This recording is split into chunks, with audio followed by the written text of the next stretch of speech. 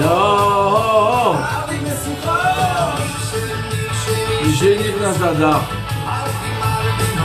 וזמרי.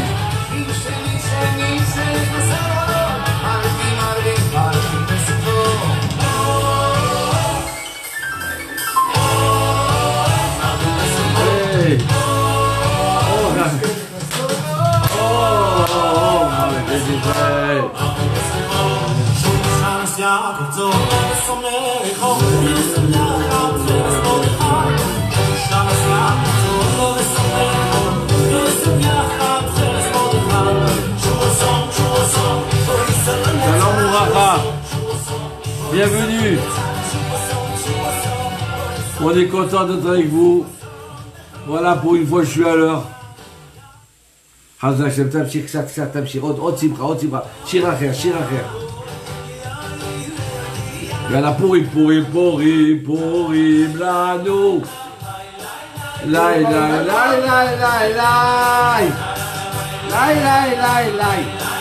Oui, c'est la fête, c'est la simcha, c'est la joie. Oui, on n'invite pas des joyeux. Oui.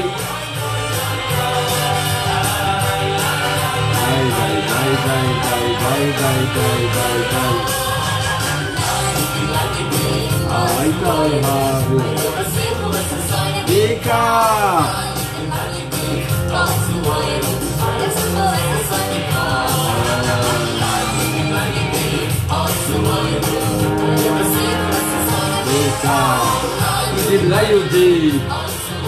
ברוך הבא.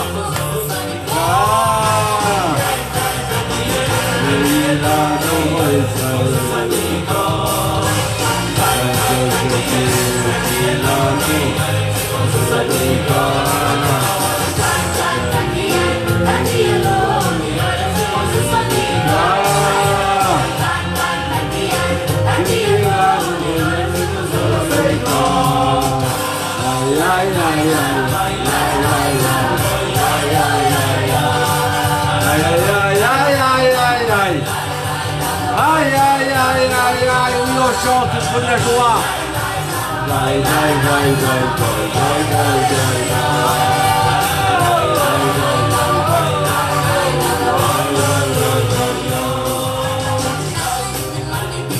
Allez, Simcha, quelle joie, Hachem et Varech Otrem. Ah, maman, ce cours-là, il est pour tous les malades, la guérison, tous les malades. D'accord? Notre chère petite jeune fille de 7 ans, Anna, Chaya, Shoshana, Bat, Laetitia, Esther. Hachem, Ishtar, la Refoua, Shlema, et tous les malades. El Daripadala. Alors, une autre chère Dan, Shlomo Chaim, Ben Suzy Saada. Hachem, Ishtar, la Refoua, Shlema. Alors maintenant, il faut... Allez, on sort du système. Vous pensez que vous êtes dans une autre période de l'histoire. Sortez de cette ambiance des actualités et ce corona. Il faut sortir de ça. Maintenant, on rentre dans le mois de Pourim. On s'approche de la fête de Pourim. Donc c'est maintenant qu'il faut rentrer de la joie. Parce que la joie, elle brûle le microbe. La joie, je vous promets, les gens qui sont joyeux sont beaucoup moins malades. Les gens qui sont joyeux, ils n'ont pas d'angoisse. Donc ils n'ouvrent pas les portes aux microbes. Comment ça se fait qu'il y en a qui tombent malades et l'autre? D'accord? Donc cette joie, c'est important de l'avoir. La peur, elle amène la maladie. La joie, elle repousse la maladie. Oh, ça ne marche pas à 100%, mais ça marche à 90%, 98%. Ça marche mieux que le vaccin même. Ça ne veut pas dire qu'il faut faire le vaccin. Hein. Alors écoutez, Chasdei Hachem, il y a marqué comme ça que ce mois de Pourim et cette fête-là, Ken, elle est tellement grande qu'elle nous amène à la Géoula de Pessah. Combien Hachem nous aime. On a bu, on a mangé au repas d'Achashverosh. Alors qu'Achashverosh a dit n'allez pas là-bas. Ils ont mangé dans les ustensiles du Beth Amikdash, du temple. Vous savez quoi dans cette situation on était? Manger dans les ustensiles du temple. Même à l'époque du temple, on n'avait pas le droit de toucher ces ustensiles. Et pourquoi ils ont mangé? Parce qu'Achashverosh, il a dit, bon, ils ont dit les prophètes juifs, 70 ans d'exil. Mais ils sont passés les 70 ans, il n'y a pas. Il n'y a pas de guerre, il n'y a pas de délivrance. Alors allez, on peut s'en servir des ustensiles. Allez, on fait la fête. Et les juifs, ils ont mangé dedans. Ça veut dire quoi? Ils ont profané les ustensiles du temple. Et en même temps, ils ont arrêté de croire. Ils ont profané la parole d'Hachem. Comme si que non, il n'y a pas de délivrance, c'est terminé, il n'y a plus de délivrance. On a passé à cette époque-là un moment très dur. Comment ça se fait que notre cher Aman, d'accord, encore le deuxième antisémite de l'histoire, après Amalek et Aman. Alors, il décide, il jette les dés comme ça, hein. Il dit, ah, ça tombe à Adar, au mois d'Adar. Au mois d'Adar, donc c'est très bien, c'est un mauvais mois pour l'Israël. Comment il peut dire c'est un mauvais mois? Écoutez bien. À ce moment-là, il y a eu un décret dans le ciel de détruire le peuple d'Israël, Chas v'Shalom. Ils sont venus, Abraham, Yitzhak et Jacob, pour supplier Hachem. Hachem, pardonne-leur. Non, je ne pardonne pas. Moshe, il vient, pardonne-leur. Non, je ne pardonne pas. Ils sont tous venus me demander pardon. Et Hachem, il a dit, j'écoute pas. Mais quoi, le peuple, il va se détruire? C'est plus mon problème. Il y avait une justice qui était très dure à ce moment-là. Parce qu'ils ont fauté, ils ont voulu s'assimiler, ils ont participé au repas, ils ont arrêté de croire dans la délivrance. Alors d'un seul coup, Aman, il a pris des forces. Ça y est, maintenant je peux tuer tout le monde. Il a senti ça. Mais, grâce à Dieu, les bénis Israël, ils ont fait tchouva. Ils se sont repris. Qu'est-ce qu'il dit à Aman, Achashverosh? Voilà, il y a un peuple qui n'est pas uni, hein, tu sais. Il n'est pas uni, ce peuple-là. Il est même dispersé. Alors, Achashverosh dit, ben ça va, tue-le alors. Allez, je ne veux pas ni ton argent, ni rien, tue-le. Un peuple pas uni. Un peuple dispersé. Vous comprenez ce que l'antisémite, il a vu en nous? Il a vu qu'on était loin de Dieu et qu'on était désunis. Ouais, comment c'est possible? Eh ben oui. Et pareil, Amalek. Amalek, qu'est-ce qui s'est passé? Quand les bénis Israël sont sortis d'Égypte, alors à ce moment-là, le peuple Israël a commencé à avancer, mais il y avait le retardataire. Les retardataires, donc qu'est-ce qu'il a fait Amalek? Il a attaqué par derrière, il a frappé les retardataires. Il a marqué que Moshe Rabbeinu, il est parti, il a dit à Joshua, allez, va attaquer Amalek. Et Moshe Rabbeinu, il avait les mains en l'air pour prier. Et nos sages, ils disent, tant que Moshe avait les mains en l'air, Joshua, il gagnait la guerre contre Amalek. Mais dès que ses bras ils baissaient, dès que les bénis Israël, ils baissaient les yeux vers le ciel, donc les bras de Moshe Rabbeinu étaient lourds. Donc Amalek, il gagnait Joshua. Chaque fois que les bénis Israël, ils avaient les yeux vers le ciel, alors à ce moment-là, les mains d'Amoshe étaient légères et remontées. Amalek et Aman, c'est la même personne. Donc maintenant, c'est vrai qu'on est fâché avec certaines personnes. C'est vrai qu'ils n'auraient pas dû se comporter comme ça avec nous. C'est vrai. Alors maintenant, qu'est-ce qu'on va faire? Il faut laisser couler. Il faut laisser passer. On n'a pas dit qu'il faut les embrasser. Mais ne jaloux pas.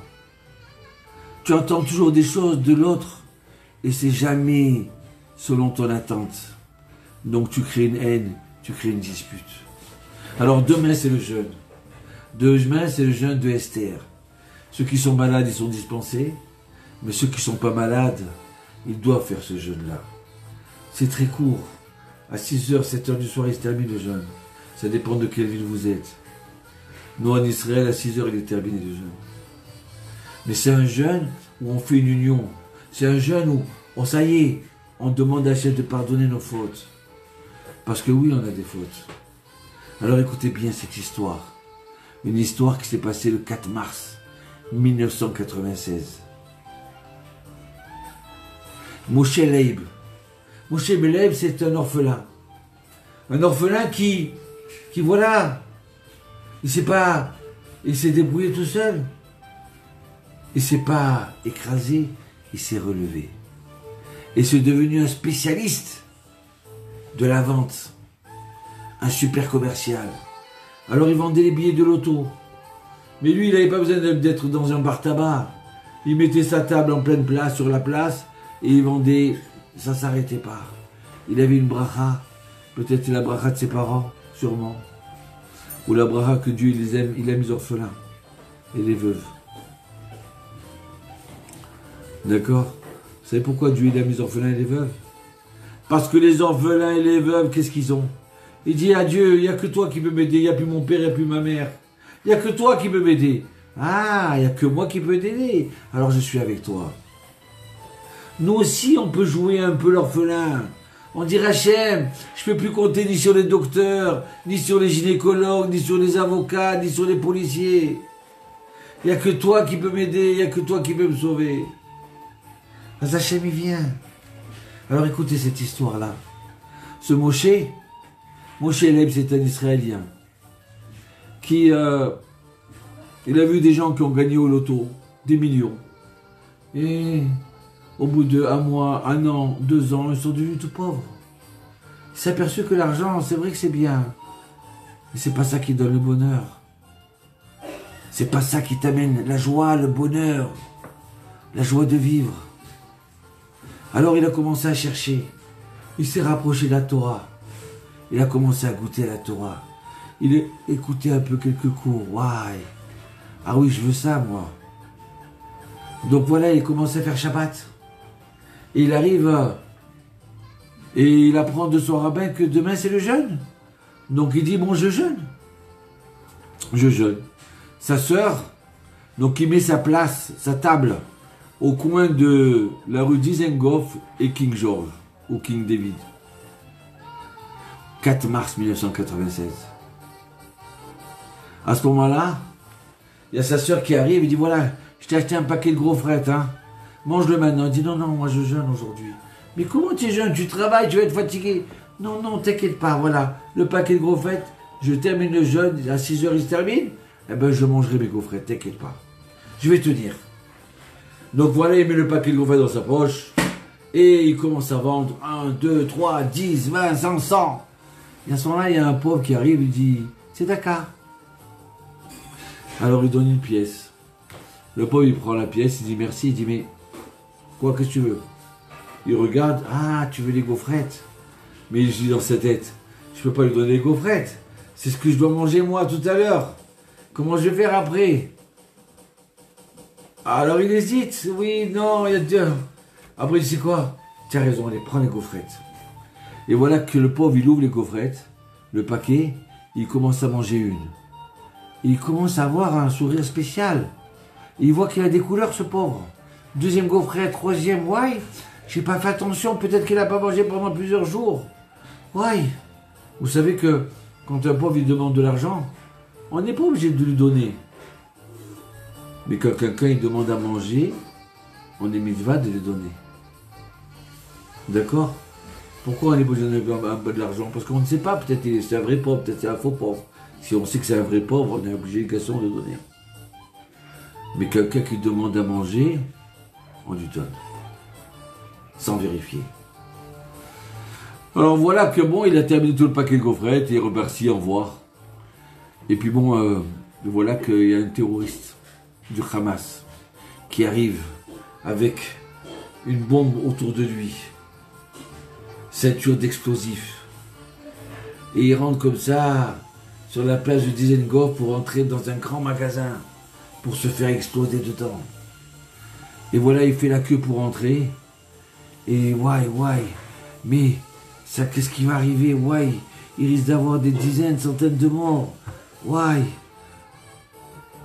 Et personne n'est au courant, tout le monde sourit. Et puis de ce coup, il voit à l'entrée 2 gardiens qui fouillent chacun. Il se dit, ouais, mais c'est pas possible, je vais me faire attraper. Alors, il décide de changer de programme.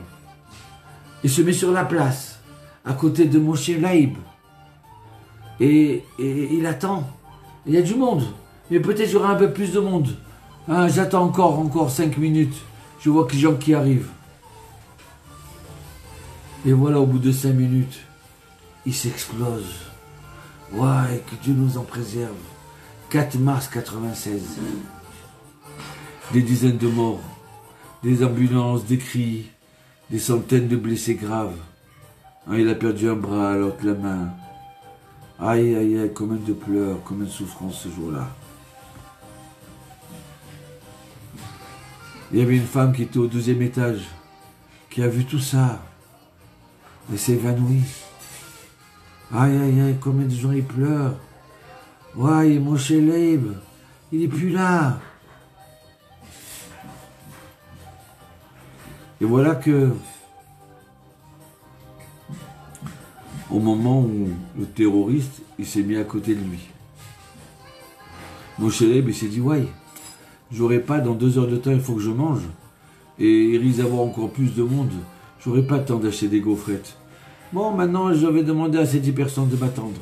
Attendez-moi 2 secondes, hein, je reviens. Et à ce moment-là, il rentre dans un magasin. La porte, elle se ferme sur lui. Et d'un seul coup, il entend l'explosion.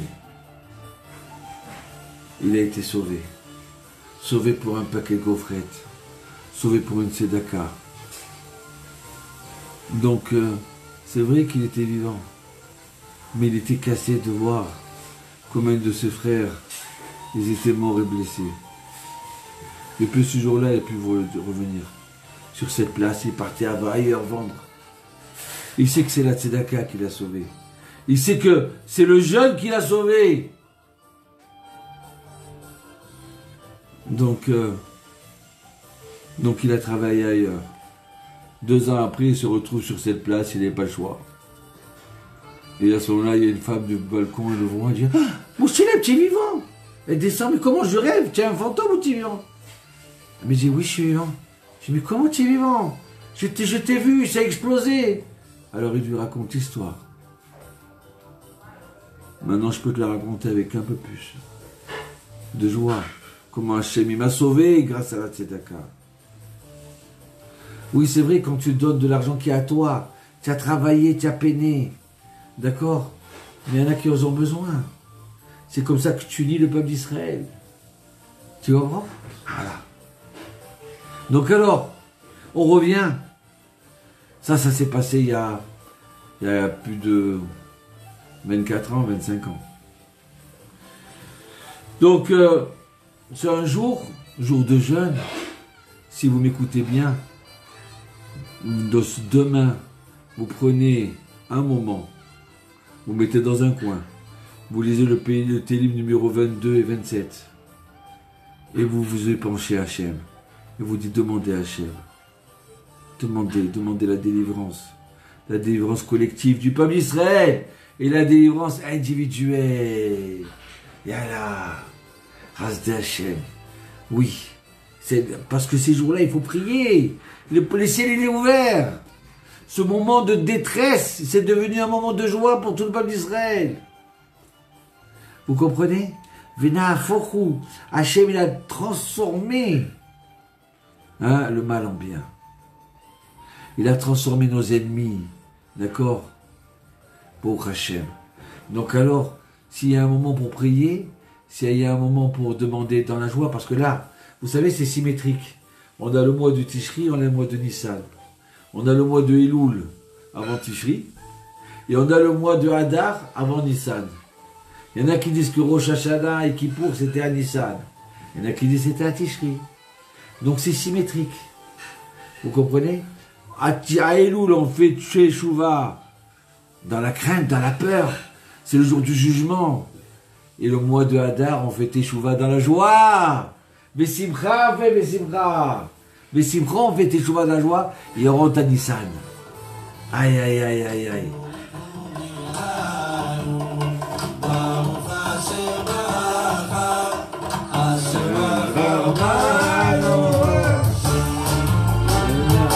Pour une l'annonce sur une nouvelle version. Aïe, aïe, aïe, aïe, aïe, aïe, aïe. Pourim, pourim, pourim, pourim, pourim,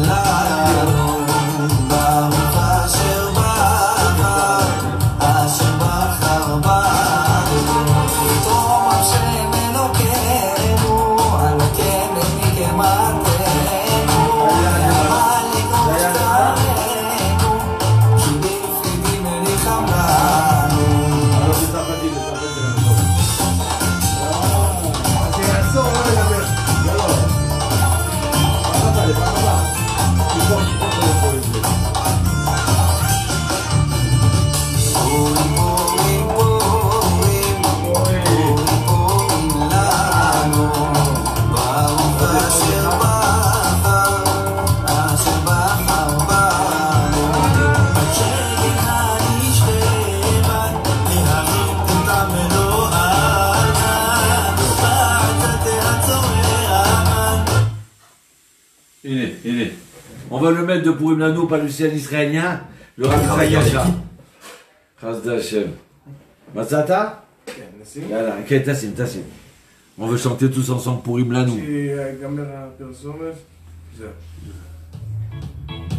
On est prêt? Attention, c'est les chansons de nos parents, de nos grands-parents. Aïmouna, Purim Lano, Purim Lano, Purim Lano, Hashem Bacharbano.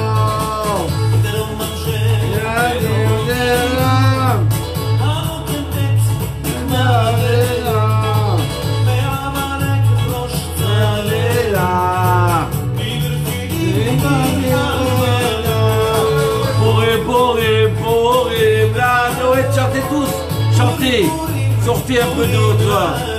Moi aussi je veux sortir de mon système. Là non. Là non.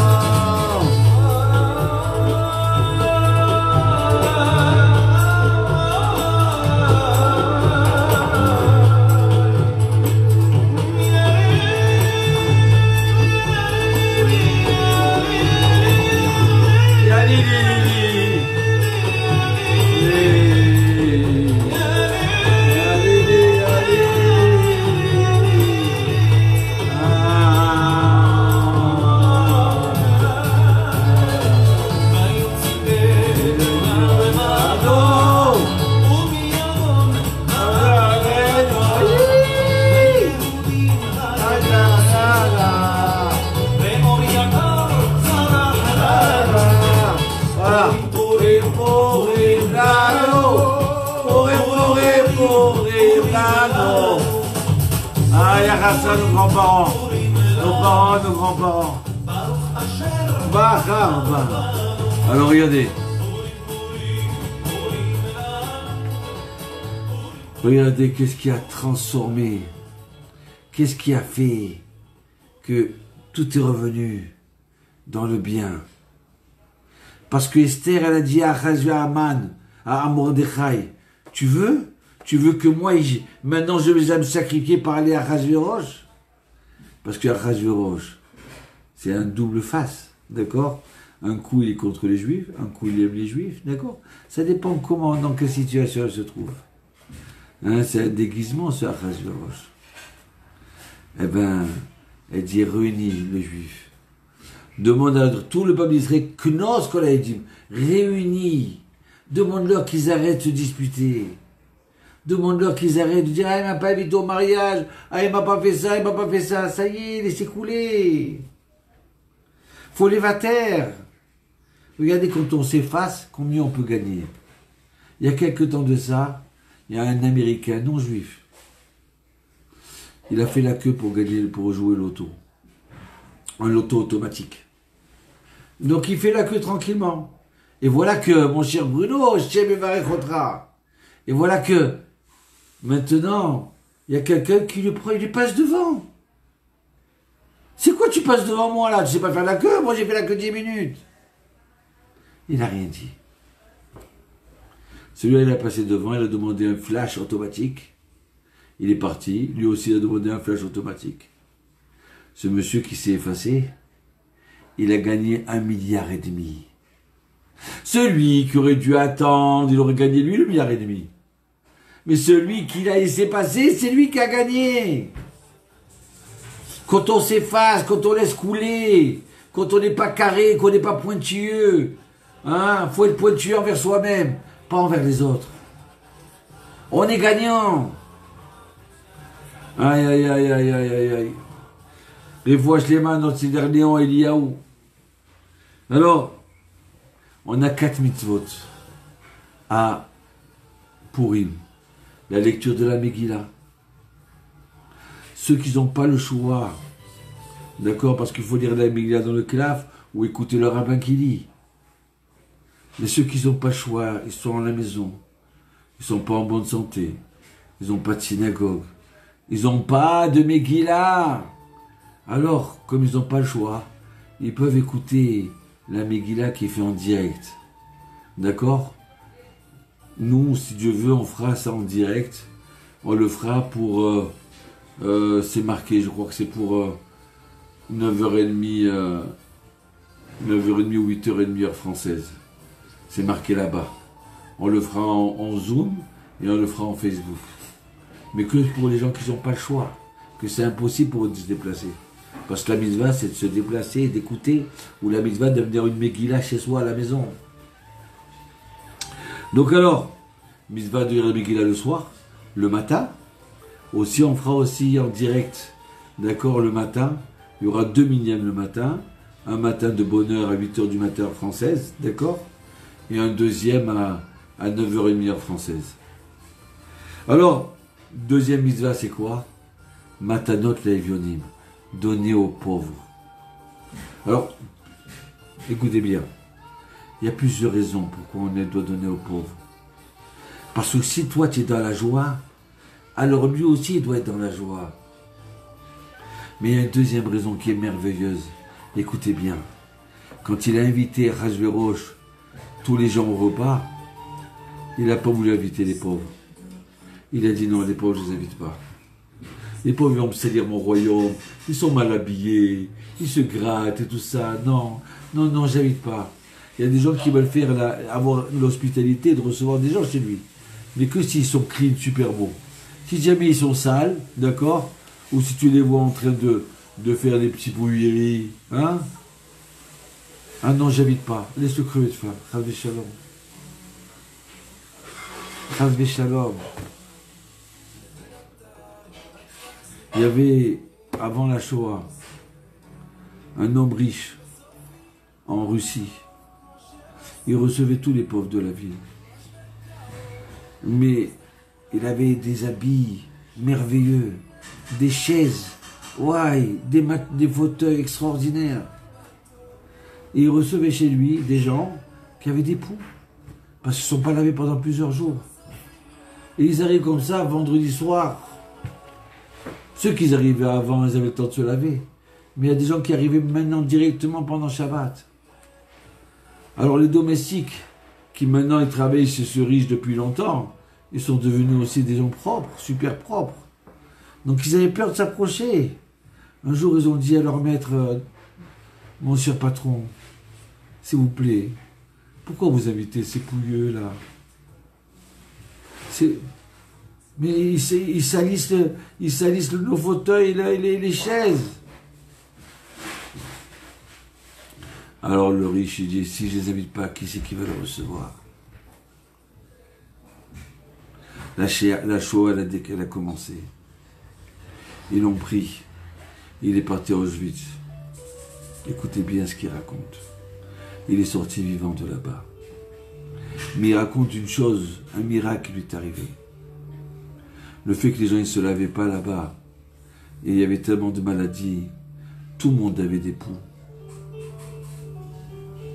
Sauf lui. Il a accepté de recevoir des pauvres avec des poux, Ken. Il les voyait, les poux qui se baladaient sur les planches, à côté de lui, quand il était couché. Mais il ne s'approchait pas de lui. Non. C'est quelqu'un qui s'est sacrifié, qui ne pouvait pas supporter des poux, mais il fallait donner à manger à des pauvres. Eh bien, lui, pendant la Shoah, il ne les a pas eu, ces poux-là. Comprenez? Donc, Achashverosh, il ne voulait pas recevoir ces pauvres-là. Donc, ces pauvres-là, ils n'ont pas fauté. Ils n'ont pas participé au repas. D'accord? Ah, vous n'avez pas participé au repas. Et en plus, vous avez été peiné, d'accord? Et vous dites, ah, Mordechai a dit, on ne va pas, ben tant mieux, on n'est pas invité grâce à Dieu, au moins on a écouté Mordechai. Ah, eh bien, quand il va voir la délivrance, vous serez les premiers. Tous les pauvres, c'est mitzvah de leur donner à manger à 2 pauvres. Ça, c'est la deuxième mitzvah. La troisième mitzvah, c'est envoyer 2 mets à une personne, à un ami, à un voisin, à quelqu'un que peut-être il est froid avec nous. Regardez, j'ai un ami à moi qui m'a raconté dimanche dernier. Il m'a dit, on avait un voisin, on s'entendait pas très bien. On n'était pas fâchés, hein, il m'a jamais fait de mal, je pas fait de mal. Mais bon, étant donné qu'il était propriétaire de l'appartement de mon neveu qui habite dedans, d'accord? Donc ça, et ils se sont comportés un peu trop dur avec lui, donc ça m'a fait de la peine. Donc j'ai jamais été très proche de ces gens-là. Donc on se disait bonjour et sans plus. Et voilà qu'un jour, ma femme me dit, allez, va faire la mitzvah, va apporter à ton ami un plat. J'ai préparé un beau plat, deux assiettes comme ça, de gâteaux, du yo-yo, des macrous, des cigares, ouais. Il sort avec ça comme ça de la maison, et juste quand il sort, à ce moment-là, il y a son voisin qui arrive. Et son voisin, il commence à faire un sourire immense. Quoi? Monsieur, je ne dirai pas son nom, Youssef, c'est pour moi? Alors qu'en vérité, c'était pas pour lui, c'était pour une autre personne. Et il m'a pas laissé le temps de répondre qu'il a pris le plat. Et il m'a dit merci. Aïe, aïe, aïe. Eh bien, vous savez quoi? Depuis ce jour-là, on s'adore. Depuis ce jour-là, il me donne des sourires, on se parle et ainsi de suite. On a arrêté l'ignorance entre nous, l'indifférence. Regardez comme c'est merveilleux ça. Aïe, aïe, aïe, aïe, aïe, aïe, aïe. Donc voilà, oui, il faut créer une union. La fête de Pourim, il faut créer une union, parce qu'on va ça y est, la Géoula, elle arrive là. Il faut qu'on se prépare. Se prépare dans la joie. Ah, j'ai quand même d'histoires à vous raconter. Regardez cette histoire-là. Il y avait une famille qui avait plusieurs filles et des garçons, 10 personnes, 10 enfants. Mais une fille, elle avait 27 ans, et une autre, elle avait 25 ans, et une autre 23 ans pas mariée. Alors, une petite sœur de 7 ans, elle a entendu le rabbin qui a dit comment c'est bien de faire du bien aux autres.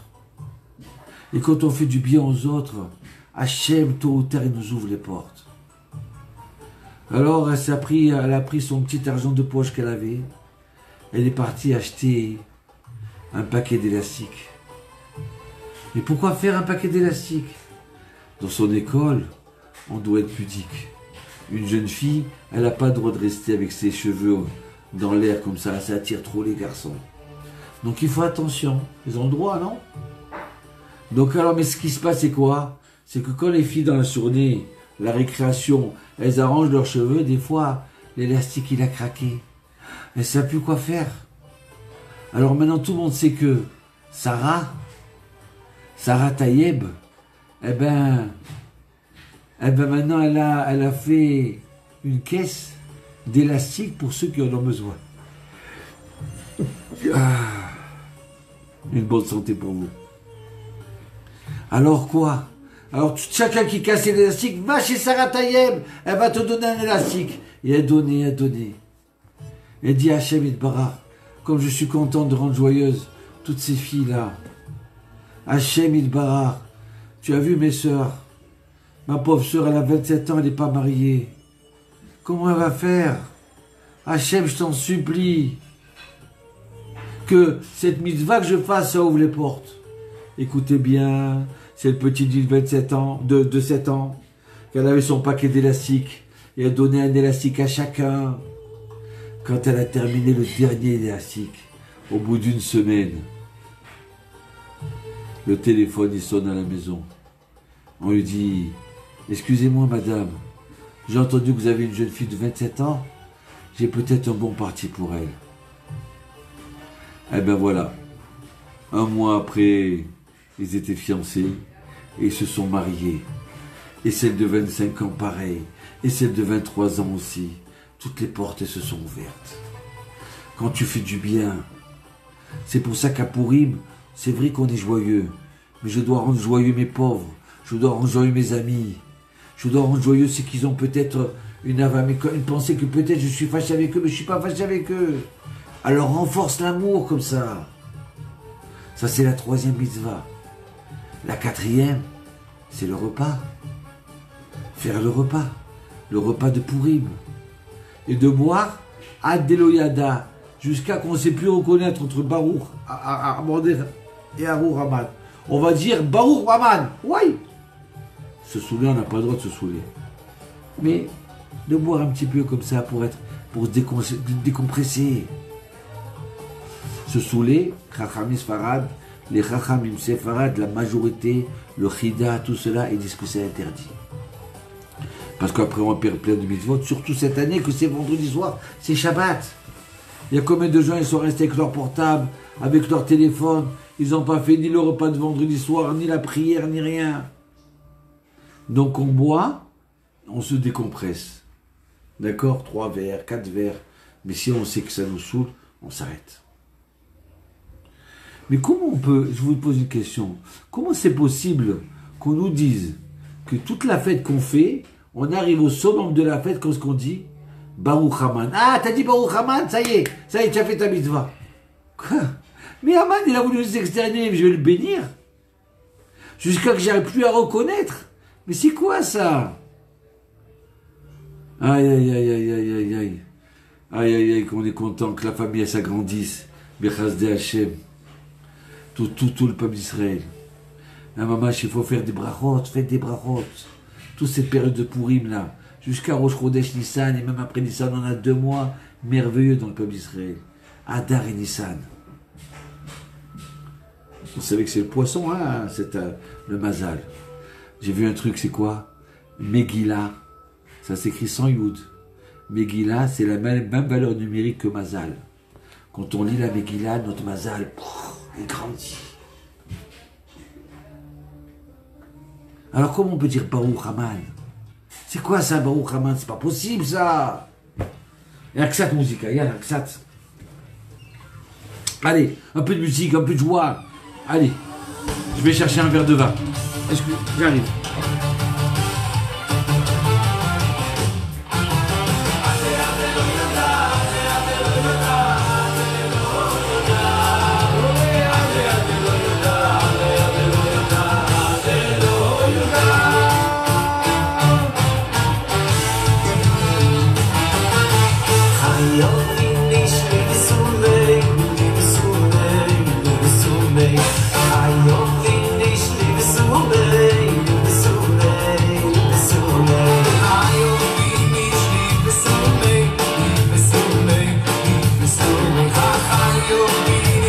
Hein?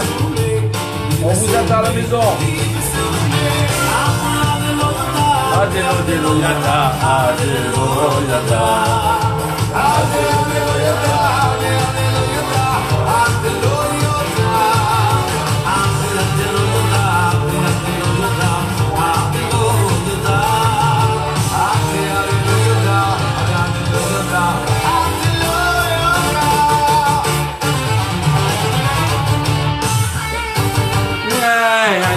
il faut voir ce que comptez pas.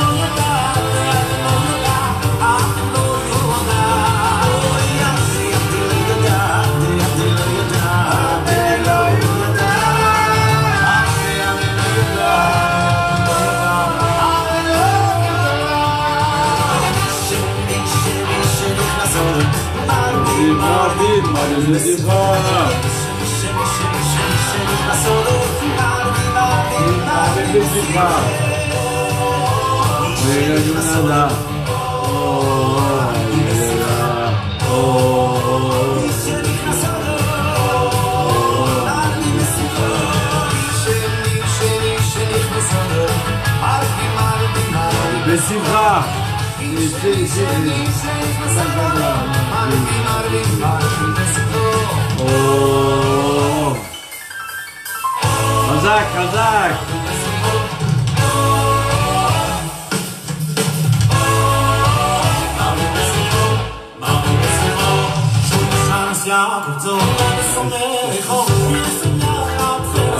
זהו. קצת בשקט יחה, נמוך, ברוך אתה אדוני. Eloheinu melech haolam, boré père Gatel.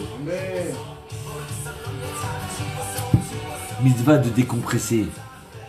Alors j'ai vu un pirouche extraordinaire, le commentaire, de boire jusqu'à on ne sait plus reconnaître si on bénit Mordechai ou on bénit Aman. Ouais, on ne sait plus. Alors écoutez bien cette réponse. Quand on va boire, et que des fois on se trompe, et on dit Baruch Mordechai, Baruch Aman, qu'est-ce qu'on va dire? C'est ma faute, j'ai pas fait attention. Je savais pas. J'ai abusé, ça m'a... Alors, quand tu vois quelqu'un qui faute contre toi, ou quand tu vois qu'il fait une erreur, dis c'est pareil. Il savait pas. Dis pareil. Juge-lui comme ça. Tu dis il était un peu comme ça, un peu tête en l'air. Donc il savait pas. Alors, nous avons le jour de Pourim, d'accord? Toutes les prières que vous pouvez faire, il faut les faire. Tout ce que vous pouvez demander, demandez. Mais demandez-le dans la joie. Quand ça vient dans la joie, ça... D'accord? Soyez joyeux avec vos maris, avec votre femme, avec vos enfants. On dit que des bonnes choses à Pourim. On raconte que des belles histoires. Les Chaim. Alors, regardez. Pourim. Pourquoi on dit la fête de Pourim, on l'appelle Pourim? Parce qu'il a joué au dé Aman, d'accord, il a tiré au sort, donc on l'appelle Pourim. C'est quoi ça? Je comprends pas, moi. Alors, s'il avait fait une finale d'épinards, on l'aurait appelé la finale d'épinards, la fête. C'est quoi j'appelle la fête de Pourim parce qu'Aman, il a joué au dé. Il a tiré au sort. Il a tiré au hasard. D'accord? Écoutez bien. C'est pour nous enseigner qu'il n'y a pas de hasard. Tout est calculé par Dieu. On aurait pu dire cette fête, en fin de compte, c'est un hasard. Quoi? Que Mordechai, il a entendu que les deux gardiens de Achashverosh, ils voulaient le tuer, donc il a dévoilé Achashverosh. Donc c'est écrit dans ses annales. Et puis d'un seul coup, Vashti, elle est morte. Donc c'est Esther qui a pris sa place. Donc rendez-vous compte si Vashti, elle était restée une antisémite comme Vashti. Hein? Et Aman, il aurait demandé de détruire. Comment on aurait été sauvé? Donc en fait, quand Vashti, par hasard, elle est morte. D'accord? Et Esther, elle est montée. Et Esther, c'était une bonne politicienne. Elle a su comment travailler la tête, parce qu'une femme, elle est très forte pour travailler la tête de son mari. Donc elle a su faire. Hein? Aïe. Les Bnei Israël, ils ont dit non. Le fait qu'il a joué au dé, que c'est tombé sur ça, c'est parce que Hachem, il voulait que ça tombe au mois d'Adar. C'est Hachem qui a fait exprès. C'est Hachem qui a fait exprès de tuer Vashti. Que comme ça, Vashti, parce que Vashti, c'était une antisémite. D'accord? Alors, donc, il fallait pas qu'Aman soit là à ce moment-là. Autrement, il aurait eu toutes les cartes dans ses mains. Donc, il fallait mettre quelqu'un de chez nous. Il fallait mettre Esther. Donc, Hachem, il a mis Esther. Et voilà que Esther, elle peut pas aller voir chez Achashverosh, parce que celui qui va se présenter à Achashverosh, sans qu'on l'appelle, Achashverosh, il peut s'énerver et la tuer, comme il a tué Vashti. Alors, comment je fais, moi? Donc, elle s'est mise à prier.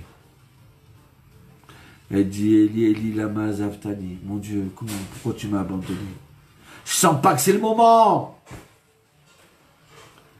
Et d'un seul coup, Achashverosh, il a eu soif. Mais il a eu soif, mais alors? Et puis d'un seul coup, il voit Esther passer. Ah, ma femme, ma reine Esther, je t'en supplie, je sais pas ce qui m'arrive, mais j'ai soif. Et c'est comme ça qu'elle est arrivée devant Achashverosh. Mais comment ça fait qu'il a eu soif? Et comment ça fait qu'il n'a pas dormi la nuit? Est-ce que vous avez lu la Megillat Esther? C'est mitzvah de la dire. Vous avez la Bible en français aujourd'hui. Et vous voyez tous ces hasards, comme ils sont merveilleux. Donc oui, nos sages, ils ont voulu appeler la fête de Pourim. Pourim, c'est quoi? C'est la fête du hasard.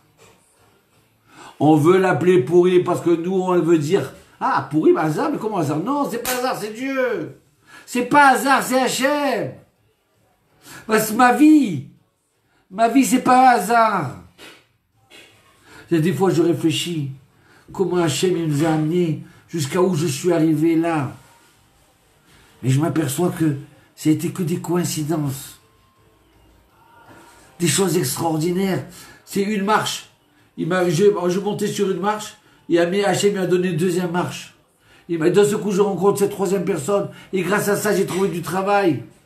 Et grâce à ça, je suis arrivé en Israël. Et grâce à ça, j'ai trouvé un appartement. Et grâce à ça, j'ai trouvé ma femme. Mais c'est merveilleux quand on regarde sa vie. Mais c'est un monde de coïncidences. Notre vie, c'est que comme ça. Mais si le juif, il s'est regardé, c'est pas des coïncidences. C'est Hachem qui a préparé toutes ces choses-là sur notre route. Alors oui, Pourim, c'est du hasard entre les mains de Dieu.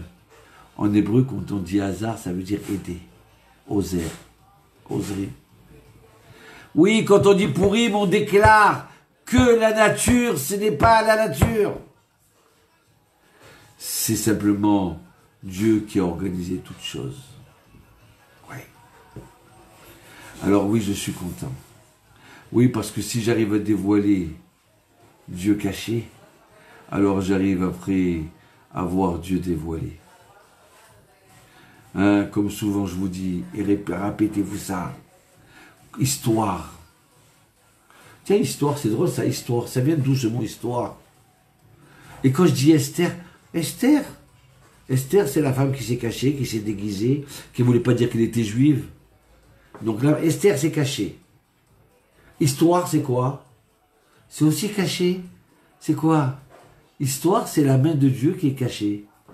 Ouais, c'est extraordinaire. Comment on dit en hébreu histoire? Historia. Histoire, ya c'est le nom de Dieu. Ouais, c'est extraordinaire ça. Ouais. Mais quand on regarde notre vie de cette façon-là, on peut que sourire, que pour être heureux. Ouais, ma femme. Mais comment j'ai fait? Je t'ai cherché de partout. Il a fallu que je passe par là pour te rencontrer, qu'on me parle de ça. Mais mon travail, ma vie, mais tout est un hasard. Tout est entre les mains de Dieu. Et quand on voit ça, le doute, il nous donne l'angoisse. Le doute, il nous donne la peur. Le doute, il nous fait peur. Mais quand on comprend que on ne doit pas douter, on doit comprendre que tout ça, c'est entre les mains d'Hachem. Tout ça, c'est des bonnes coïncidences. Alors on est joyeux.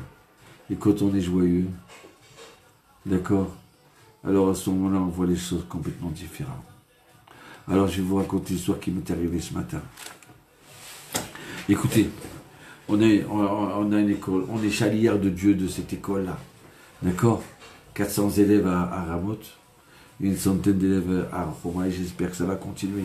Ça va grandir et qu'on va aider, on va les faire grandir. On va en faire des petits hommes grâce à vous. En passant ceux qui veulent, qui regardent le Master Shekel, on mise de donner Master Shekel et le don pour les pauvres, vous pouvez les donner par notre site internet, s'appelle Torah.fr, Torah 26, pardon, Torah 2626.fr, là-bas vous pouvez donner. Écoutez bien. Alors j'ai un papa qui a donné une tzedaka à l'école. Et le directeur, il a remercié. Maintenant, cet enfant-là, vraiment c'est un enfant qui était, comment dire, un peu dur. C'est-à-dire quand tu vois pas des antécédents, quand tu vois pas le chemin, d'accord, qu'il a fait, que tu vois juste de l'extérieur, tu baisses les bras. Tu te dis comment je vais faire pour gagner, comment je vais faire pour le sauver, mais j'arrive pas. Et tu es déçu de lui. Mais son papa, il nous a laissé un message. Et il nous a dit, quoi? Vous me remerciez que ce que j'ai donné, cette petite somme-là?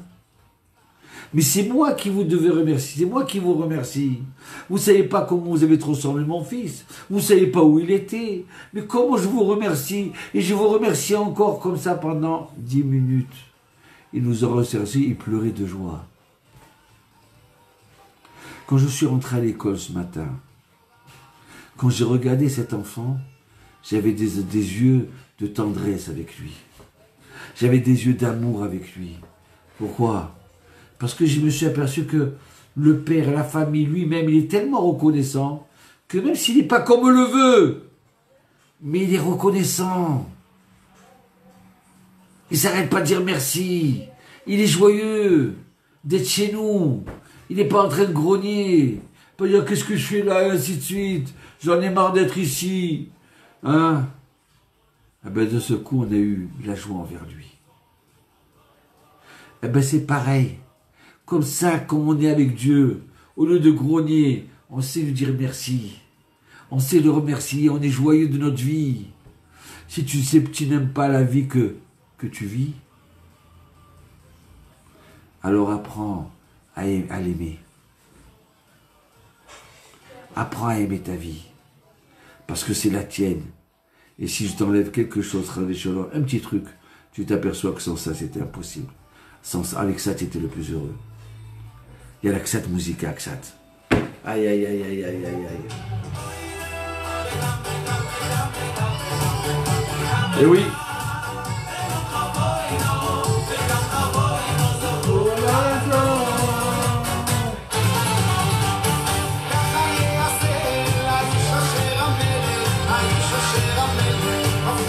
Aïe, aïe, aïe, aïe, aïe, aïe, aïe. Ça y est, on termine, là, il nous reste 5 minutes. Oh, aïe, aïe, aïe.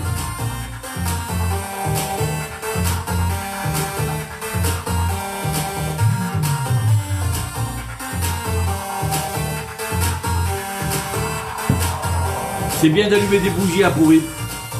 C'est très bien. D'allumer déjà au moins 2 bougies. Aïe, aïe, aïe, écoutez bien ça. On allume une bougie pour Mordechai. On a une bougie pour Esther. Et on dit à Hachem, par le mérite de Mordechai et de Esther, donne-moi la guérison. Par le mérite de Mordechai et de Esther. D'accord? Donne-moi la parnassa pour que je fasse des mitzvot. Par le mérite de Mordechai et d'Esther, sors-moi. Redonne-moi la joie de vivre. Redonne-moi la joie d'aimer les autres. On allume parce que il y a marqué la Uzimaïta Ora, Ora Visimcha, aux Juifs il y avait la lumière et il avait la joie. Donc la lumière, Amalek il a porté l'obscurité. Nous, on doit amener la lumière. Vous comprenez? Amalek, il a frappé ceux qui étaient derrière. Comment? Tu t'inquiètes pas que ton frère il marche en retard là, à l'arrière, dans la queue là? Comment tu avances et tu regardes pas ton frère derrière? Comment c'est possible? Hein? Alors maintenant, alors parce qu'il y a le corona, on veut plus Bikour-Cholim? C'est dommage ça. Alors comment on laisse tout tomber? On va plus étudier la Torah, on va plus à la synagogue. Alors qu'est-ce qu'on devient là? Je vous ai dit que ce virus est antisémite.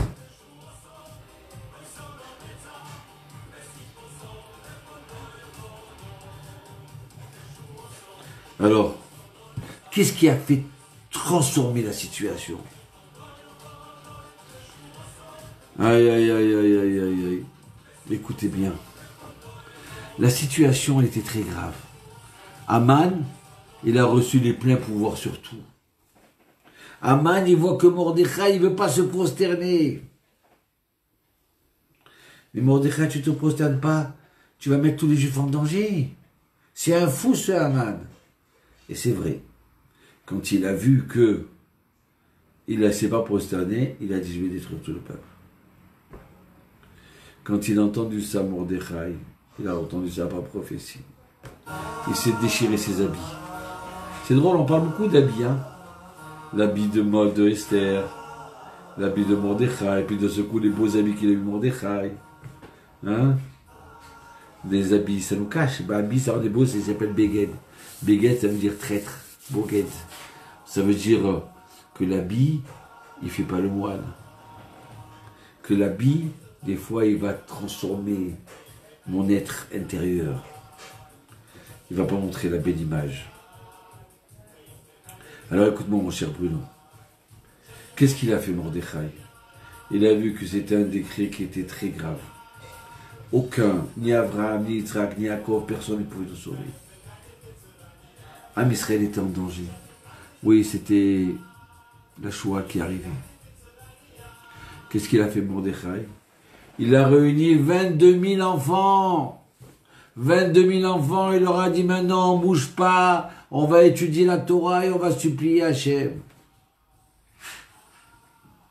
Et voilà qui pleure avec ses enfants, chaque enfant il prie Hachem, Hachem, on a faim, on a soif, on ne peut pas manger, on a peur de mourir. 22 000 enfants, ils étaient en train d'étudier la Torah. Il n'y a que les enfants. Pourquoi? Parce que quand j'éduque un enfant dans la Torah, après il devient un rabbin Citruc, après il devient un Rav Mimoun, après il devient un Rambam Maïmonide.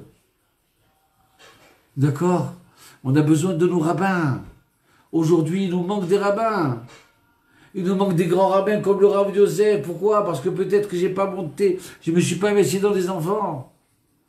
Donc quand ces 22 000 enfants, ils ont commencé à prier, à pleurer, à étudier la Torah, à ce moment-là, il y a marqué qu'il n'arrivait plus à dormir à Achashverosh.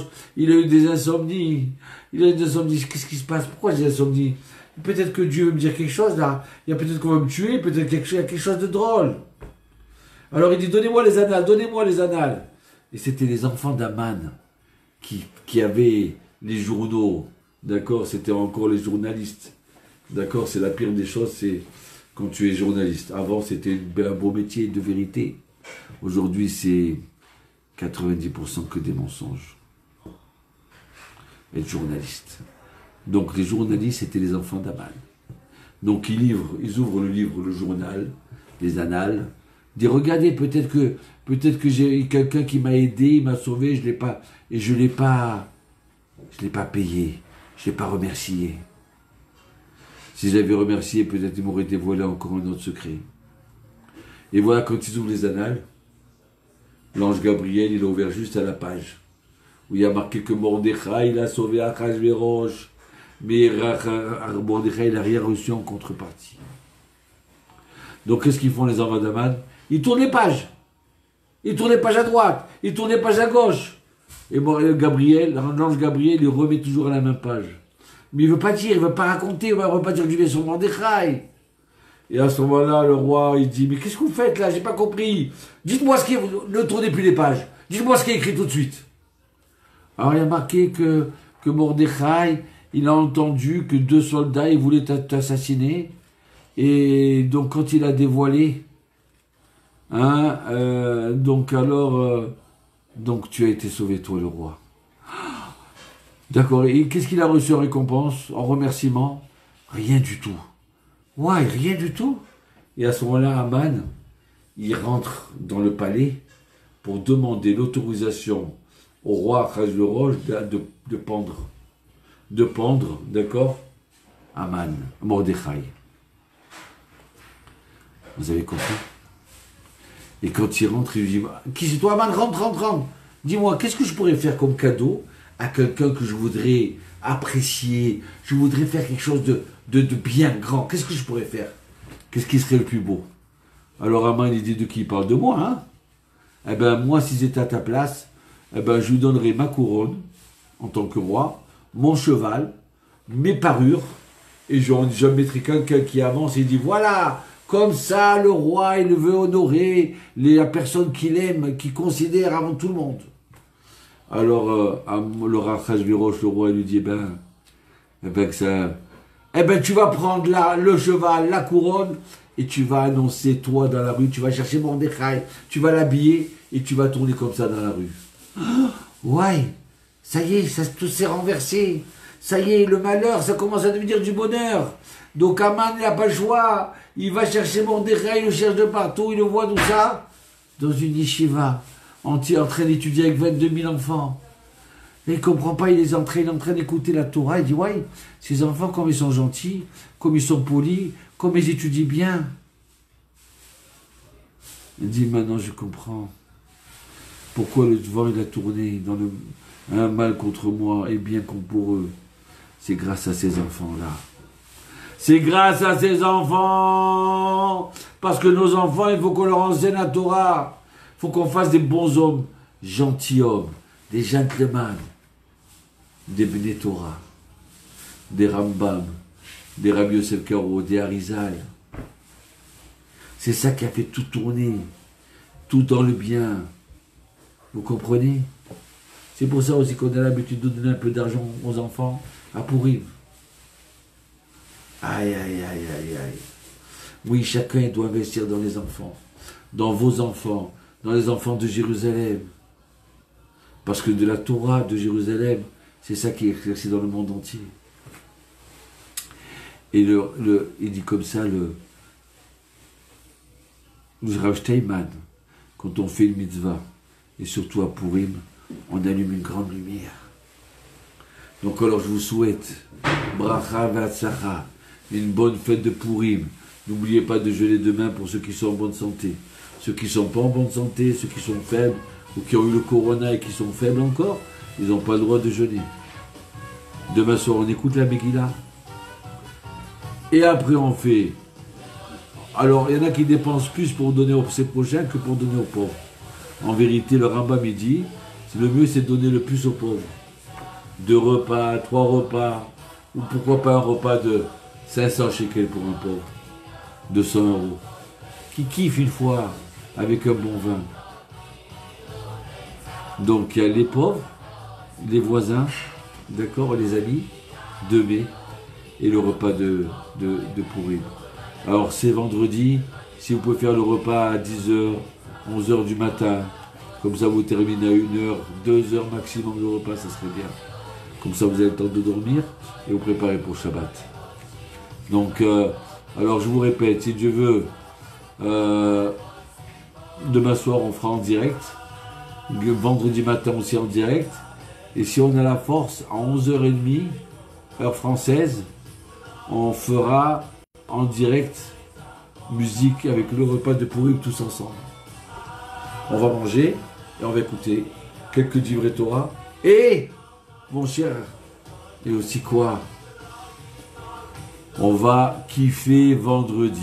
Alors rendez-vous vendredi tous ensemble avec un repas musical.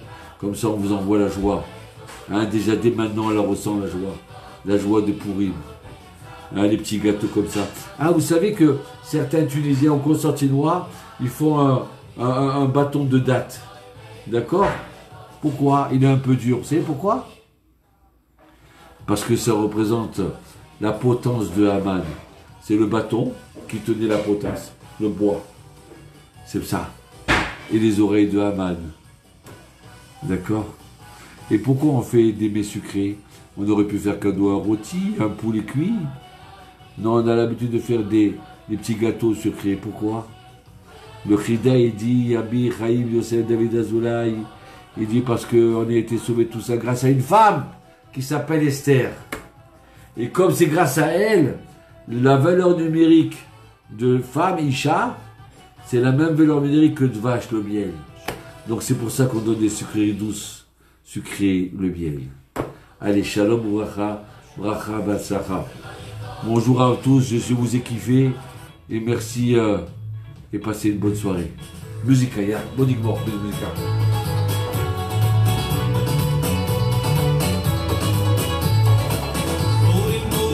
Pourim lano, Pourim lano, Pourim lano.